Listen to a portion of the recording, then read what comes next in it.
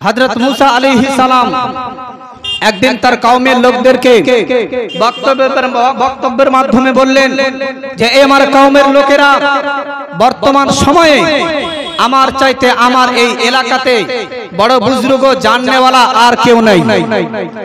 এই কথাটা কিন্তু আল্লাহ তাআলার পছন্দ হলো না। হযরত মুসা আলাইহিস সালামকে সঙ্গে সঙ্গে জানিয়ে দেওয়া হলো যে আমার পয়গম্বর মুসা, তোমার এই এলাকাতে তোমার চাইতেও আমার এক বুজুর্গ বান্দা আছে যার নাম হচ্ছে হযরত খিজির আলাইহিস সালাম। জোরে বলেন সুবহানাল্লাহ।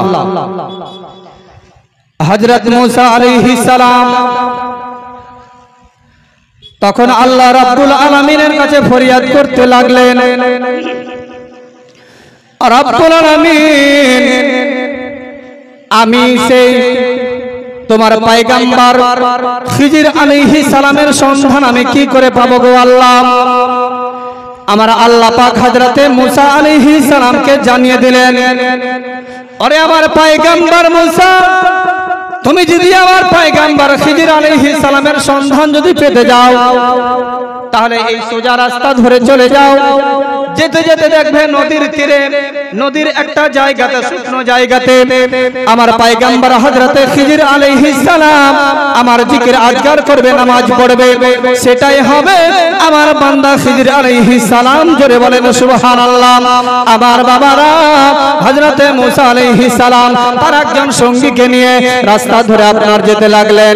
যেতে যেতে যেতে যেতে আপনার সেই নদীর ধারে যেতে যেতে দেখলেন যে ঠিকই একজন আল্লাহর বান্দা, যখন আল্লাহ আপনার তাসবিহ তাহলিল করছেন, নামাজ পড়ছে, নামাজ শেষ হওয়ার পরে হযরতে মুসা আলাইহিস সালাম হযরতে খিজির আলাইহিস সালামকে সালাম করলেন, সালামের উত্তর দিলেন। সালামের উত্তর দেওয়ার পরে বললেন, হযরতে মুসা আলাইহিস সালাম বললেন, ওগো আল্লাহর পয়গম্বর, আপনার নাম কি? মুসা আলাইহিস, আপনার নাম কি খিজির আলাইহিস সালাম? হযরতে খিজির আলাইহিস সালাম বললেন, হ্যাঁ আমার নাম খিজির আলাইহিস সালাম। তখন হযরতে মুসা আলাইহিস সালাম তখন খিজির আলাইহিস সালামকে বলতে লাগলেন, ওগো আল্লাহর পয়গম্বর হযরতে খিজির আলাইহিস সালাম, আমি আপনার কাছে কিছুদিন ধরে থাকতে চাই, আপনার কাছ থেকে কিছু শিক্ষা নিতে চাই। হযরতে খিজির আলাইহিস সালাম বলেছিল, ওগো আল্লাহর পয়গম্বর মুসা আলাইহিস সালাম, তুমি আমার কাছে থাকতে পারবে না, তুমি আমার কাজগুলোকে দেখে নিজেকে কন্ট্রোল করতে পারবে না, তুমি আমার কাজগুলোকে দেখে নিজেকে সহ্য করতে পারবে না, অতএব তুমি আমার কাছে থাকিও না। হযরতে মুসা আলাইহিস সালাম বলেছিলাম, ওগো আল্লাহর পয়গম্বর খিজির আলাইহিস সালাম, আপনি যেই কোনো কাজ করবেন আমি কোনোদিন প্রতিবাদ করব না, আপনি যেই কাজ করবেন আমি চুপচাপ মেনে নেব, আমি দেখে সেটাকে সহ্য করে নেব, আমি প্রতিবাদ করব না। হযরতে খিজির আলাইহিস সালাম তখন বলছেন, ঠিক আছে তুমি আমার কাছে থাকো। হযরতে মুসা আলাইহিস সালাম আল্লাহর পয়গম্বর হযরতে খিজির আলাইহিস সালামের কাছে থাকতে লাগলেন, থাকতে লাগলেন। একদিন হযরতে খিজির আলাইহিস সালাম মুসা আলাইহিস সালামকে সঙ্গে করে নিয়ে বাবা আপনার সোজা রাস্তা ধরেছে। যেতে যেতে একটা সামনে ছোট একটা নদী পড়েছে। হযরতে খিজির আলাইহিস সালামকে দেখে সেই নদীতে সেই নৌকার মাঝি হযরতে খিজির আলাইহিস সালামকে দেখে বড় খুশি হয়েছেন। বলছেন, হুজুর কোথায় যাবেন? হযরতে খিজির আলাইহিস সালাম বললেন যে আমি নদীর ওই পারে যাব। হযরতে খিজির আলাইহিস সালাম এবং হযরতে মুসা আলাইহিস সালাম তখন সেই মাঝির নৌকাতে আপনার চেপে গেলেন। চেপে যাওয়ার পরে সেই নৌকার মাঝি নদীর ওই পারে করে দিলেন। নদীর ওই পারে করে দেওয়ার পরে তখন সেই নৌকার মাঝি হযরতে খিজির আলাইহিস সালামের কাছ থেকে কোনো পয়সা নিলেন না। বলছেন, হুজুর আপনাকে কোনো পয়সা লাগবে না। হযরতে খিজির আলাইহিস সালামের কাছে কোনো পয়সা নিলেন না। তারপরে হযরতে খিজির আলাইহিস সালাম নৌকা থেকে নামার পরে হযরতে খিজির আলাইহিস সালাম তখন সেই নৌকার একটা তক্তাকে ভেঙে দিলেন। যখন তক্তাকে ভেঙে দিলেন, হযরতে মুসা আলাইহিস সালাম বলতে লাগলেন যে আল্লাহর পয়গম্বর, এই আপনি কাজটা কি করলেন? আপনাকে বড় ভালোবাসে নৌকার মাঝি আপনাকে নদীর ওই পার থেকে এই পারে নিয়ে আসলো, এত মহব্বত করে আপনার কাছ থেকে কোনো করায় নাইনি, আপনার কাছ থেকে কোনো ভাড়া নিল না, তারপরে আপনি এই নৌকার একটা তক্তাকে ভেঙে দিলেন, এই কাজটা আপনি কিন্তু ঠিক করলেন না।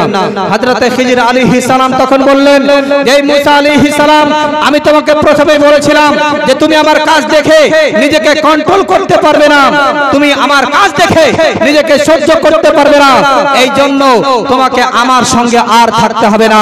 হযরতে খিজির আলাইহিস সালাম যখন এইভাবে বললেন, হযরত মুসা আলাইহিস সালাম তখন বললেন যে আল্লাহর পয়গম্বর খিজির আলাইহিস সালাম, ঠিক আছে আমি আর প্রতিবাদ করব না, আপনি যেটাই কাজ করবেন আমি চুপচাপ সেটাকে মেনে নেব।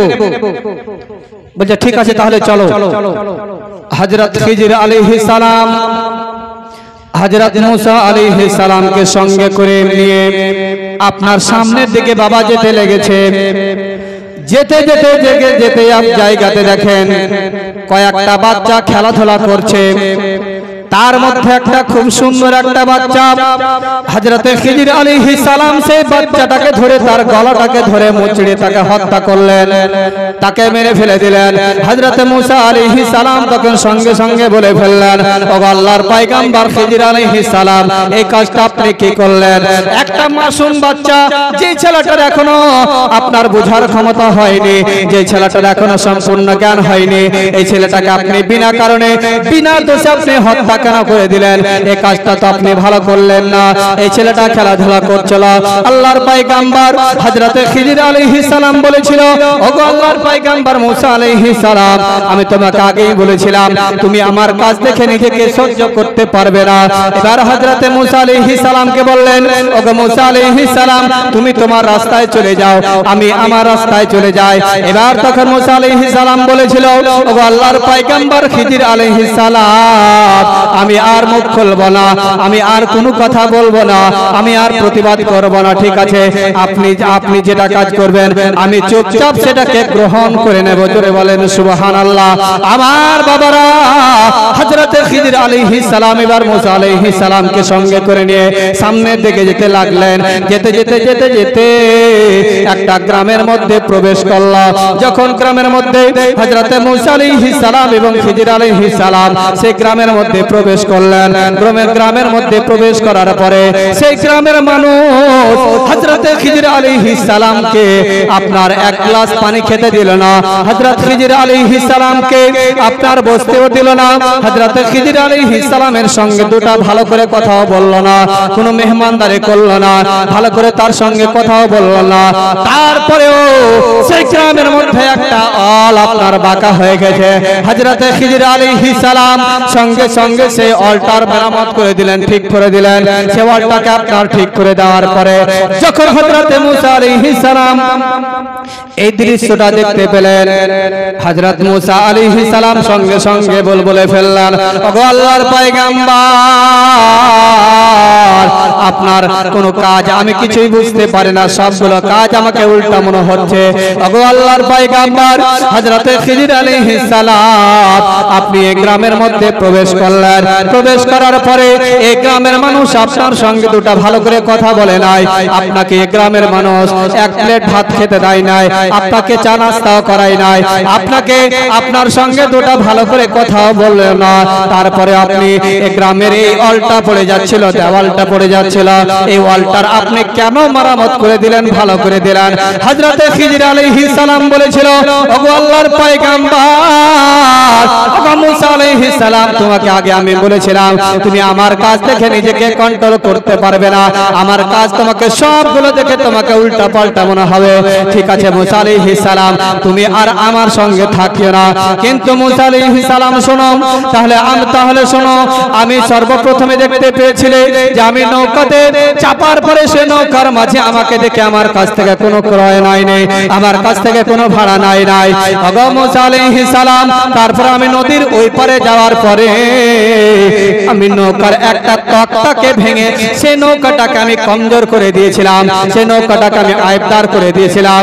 কারণ ছিল সে নৌকার মাঝে সে নৌকার মাঝিটা ছিল অত্যন্ত গরিব মানুষ, আপনার মাঝি অত্যন্ত গরিব মানুষ ছিল। নদীর ওই পারে একটা বাদশা ছিল, যে বাদশাটা ছিল জালিম বাদশা। তার কাজ ছিল এলাকার সমস্ত গরিব মানুষের নৌকাগুলোকে সে ছিনতাই করে তাদের কাছ থেকে কেড়ে নিয়ে সে নৌকাগুলো নিজের কাছে রাখত, আর সেই নৌকাগুলো যুদ্ধের কাজে ব্যবহার করা হতো। এই জন্য আমি একটা তক্তাকে ভেঙে গিয়ে আমি নৌকাটাকে আয়ত্তার করে দিয়েছিলাম, নৌকাটাকে আমি কমজোর করে দিয়েছিলাম, যাতে করে গরিব মানুষটার নৌকাটা পরবর্তীতে সে মানুষটা একটা তক্তাকে লাগিয়ে দিয়ে তক্তাটা লাগিয়ে দিয়ে পুনরায় সেই নৌকাটাকে ঠিক করে আবার যেন চালাতে পারে। এই জন্য আমি সে নৌকাটাকে আয়ত্তার করে দিয়েছিলাম, সে নৌকাটাকে আমি খারাপ করে দিয়েছিলাম। সে নৌকাটা যদি ঠিক থাকতো, ওই পরে জালিম বাদশা এই গরিব মানুষটার নৌকাটাকে ছিনতাই করে নিত, কেড়ে নিত, তারপরেও গরিব মানুষটা আপনার না খেয়ে মারা যেত, তার ইনকামের রাস্তা সকল রাস্তা বন্ধ হয়ে যেত। এই নৌকাটাই ছিল তার রুজি রুটি। জোরে বলেন না সুবহানাল্লাহ। হযরত মূসা আলাইহিস সালাম বলেছিল, ওগো আল্লাহর পয়গম্বর খিজির আলাইহিস সালাম, আপনি এই কাজটা অবশ্যই অবশ্যই খুব ভালো কাজ করেছেন। ওগো আল্লাহর পয়গম্বর খিজির আলাইহিস সালাম, আমি আপনার প্রথম কাজ দেখে আমি আপনাকে বিশ্বাস করতে পারি না, আমি আপনাকে বুঝতে পেরেছিলাম না। ওগো আল্লাহর পয়গম্বর, ঠিক আছে, আপনি খুব ভালো কাজ করেছেন। তারপরে হযরত খিজির আলাইহিস সালাম বললেন, ওগো আল্লাহর পয়গম্বর মুসা আলাইহিস সালাম, তারপরে আপনি দেখতে পেয়েছিলেন কিছু দূর আসার পরে কয়েকটা ছেলে খেলাধুলা করছিল, তার মধ্যে যেটা সবথেকে সুন্দর ছেলে ছিল, সেই সুন্দর ছেলেটাকে আমি তার গলাটাকে মুচড়ে তাকে আমি হত্যা করেছিলাম, তাকে আমি মৃত্যুদণ্ড দিয়েছিলাম। এটা আমি নিজে করি নাই, এটা আল্লাহ পাকের আদেশ হয়েছিল। এই জন্য আমি ওই বাচ্চাটাকে আমি হত্যা করেছি। কারণ হত্যার পিছনে কারণ হলো সেই বাচ্চাটা বড় হয়ে আপনার মুশরিক হবে, কাফির হবে। তার বাবা মা পাক্কা ঈমানদার মুসলমান, তার বাবা মাকে বাধ্য করবে নিজের দিন থেকে তাদেরকে মুশরিক বানিয়ে দেবে, তাদেরকে অন্য ধর্মে আপনার নিয়ে যেতে বাধ্য করবে। এই জন্য আমি সেই বাচ্চাটাকে আল্লাহর আদেশে আমি হত্যা করেছিলাম। জোরে বলেন সুবহানাল্লাহ। হযরত মূসা আলাইহিস সালাম তখন বলেছিল, ওগো আল্লাহর পয়গম্বর হযরত খিজির আলাইহিস সালাম, আপনি অবশ্যই এই কাজটা যদি আল্লাহর আদেশে করে থাকেন, এই কাজটা আপনি অবশ্যই অবশ্যই খুব ভালো কাজ করেছেন। হযরত খিজির আলাইহিস সালাম তারপরে বললেন, ওগো আল্লাহর পয়গম্বর মূসা আলাইহিস সালাম, তারপরে আপনি দেখতে পেয়েছিলেন একটা গ্রামের মধ্যে প্রবেশ করার পরে সে গ্রামের মানুষ আমাকে ভালো করে আমাকে খেতে দেয় নাই, আমার সম্মান শ্রদ্ধা করে নাই, আমাকে এক কাপ চা খেতে দেয় নাই, আমাকে এক প্লেট ভাত খেতে দেয় নাই, আমাকে বসতেও বলে নাই। তারপরেও আমি সেই গ্রামের একটা দেওয়াল পড়ে যাচ্ছিল, সেই গ্রামের সেই ওয়ালটার আমি মারামতি করেছিলাম, সেই ওয়ালটাকে আমি ভালো করে সোজা করে দিয়েছিলাম। এর কারণ ছিল সেই ওয়ালটা ছিল দুইটা গরিব এতিম বাচ্চার। জোরে বলেন না সুবহানাল্লাহ। সেই দুইটা গরিব এতিম বাচ্চার যতগুলো খাজানা ছিল, যতগুলো মাল দৌলত টাকা পয়সা ছিল, এই দেওয়ালের আপনার গোড়াতে, ওয়ালের গোড়াতে আপনার খাজানাগুলো দাফন করা ছিল। যদি আপনার সেই ওয়ালটা যদি পড়ে যেত, গ্রামের মানুষ আপনার সেই ওয়ালটাকে সোজা করার জন্য যখন ভাঙচুর করত, মাটি যখন খনন করত, তখন তাদের খাজানাগুলোকে লুটপাট করে নিয়ে সকল গ্রামের মানুষ লুটপাট করে নিত। এই জন্য আমি এই আপনার ওয়ালটাকে মারামত করে দিয়েছিলাম, আপনার ভালো করে দিয়েছিলাম, যেন পরবর্তীতে এই দুইটা এতিম বাচ্চার ভবিষ্যৎ যেন নষ্ট না হয়ে যায়। এই অর্থ থেকে তারা নিজের জীবনকে যেন ভালো করে কাটাতে পারে। জোরে বলেন সুবহানাল্লাহ।